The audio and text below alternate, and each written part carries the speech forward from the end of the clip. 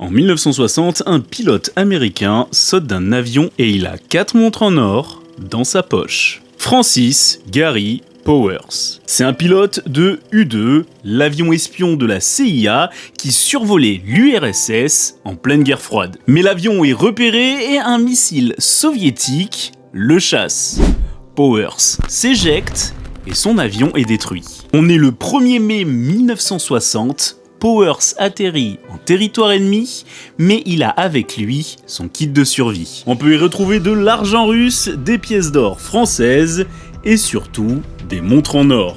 Hommes et femmes en Russie peuvent du coup l'aider à s'échapper en échange des montres en or. Enfin, ça c'était le plan. Parce que quand Powers atterrit, il se fait cueillir immédiatement par des paysans russes.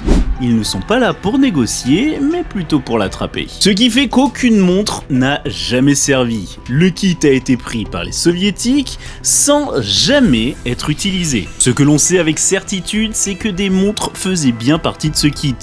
Par contre, ce qu'on ne sait pas, ce sont la marque des montres, ainsi que ce qu'ils sont devenus. Les soviétiques ont pris le kit, mais ils l'ont un petit peu utilisé à leur manière. Ils se sont servis dedans et les pièces ont disparu.